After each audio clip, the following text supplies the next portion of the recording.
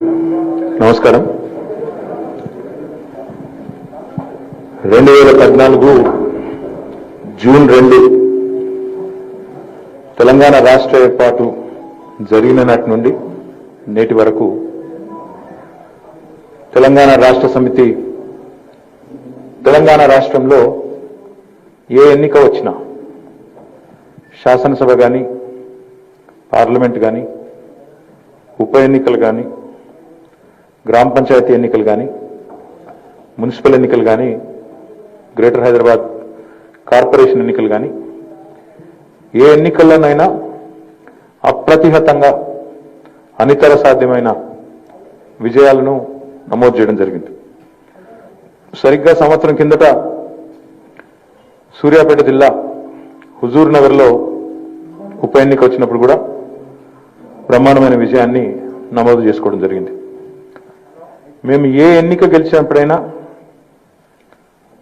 గతంలో మా పార్టీ అధ్యక్షుల వారు కానీ పార్టీ నాయకులు కానీ అందరం కూడా మీకు ఎప్పుడు కలిసినా ఒకటే చెప్పాం, విజయాలకు పొంగిపోము, గర్వపడము, అపజయాలకు కుంగిపోము, అపజయాలకు ఎదురు దెబ్బలకి ఇబ్బంది పడము, కృంగిపోము అని చెప్పి ఎన్నోసార్లు చెప్పాం. ఈరోజు దుబ్బాకలో జరిగిన ఉప ఎన్నికల్లో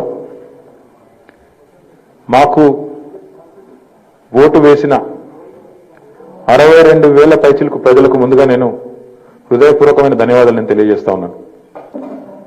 అదేవిధంగా ఈ ఉప ఎన్నికలో పార్టీ పిలుపు మేరకు పార్టీ గెలుపు కోసం అహర్నిశలు శ్రమించిన మా పార్టీ కార్యకర్తలకు, నాయకులకు, శాసనసభ్యులకు, గౌరవ ప్రజాప్రతినిధులకు, గౌరవ మంత్రివర్యులు హరీష్ రావు గారికి అందరికీ కూడా ఈ సందర్భంగా పార్టీ కార్యనిర్వాహక అధ్యక్షుడిగా హృదయపూర్వకమైన వారు చేసిన కష్టానికి, వారు చేసిన శ్రమకి హృదయపూర్వకమైన ధన్యవాదాలు కూడా నేను తెలియజేస్తా ఉన్నాను. సరే, ఫలితం మేము ఆశించినట్టు రాలేదు. రాజకీయాల్లో సహజంగా అందరం కూడా పోటీ చేసినప్పుడు గెలుపు కోసమే పనిచేస్తాం, గెలవాలని, ప్రజల మెప్పు పొందాలని పనిచేస్తాం. ఈ 6.5 కాలంలో ఎన్నో గెలుపులు, ఎన్నో విజయాలు నమోదు చేసుకున్నాం. సరే, ఈరోజు మేము ఆశించిన ఫలితం రాలేదు. తప్పకుండా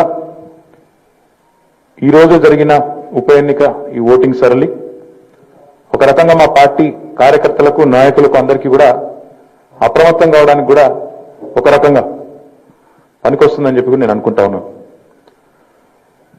అదే రకంగా మరి మేము ఆశించిన విధంగా ఎందుకు ఫలితాలు రాలేదు అనేది అతి త్వరలోనే కూర్చుంటాం, లోతుగా సమీక్షించుకుంటాం, అర్థం చేసుకుంటాం. ఎందుకు ఫలితం మేము ఆశించినట్టు రాలేదు అనేది లోతుగా సమీక్షించి అర్థం చేసుకుని మా కార్యక్రమాలు ప్రభుత్వ పరంగా, పార్టీ పరంగా, ప్రజా సంక్షేమ కార్యక్రమాలు కానీ, అభివృద్ధి కార్యక్రమాలు కానీ ఎక్కడా తొట్టుపాటు లేకుండా ప్రజలిచ్చిన తీర్పు శిరోధార్యం కాబట్టి మా పని మేము బ్రహ్మాండంగా ప్రజల మెప్పు పొందడానికి మా పని మేము చేసుకుంటూ ముందుకు పోతాం.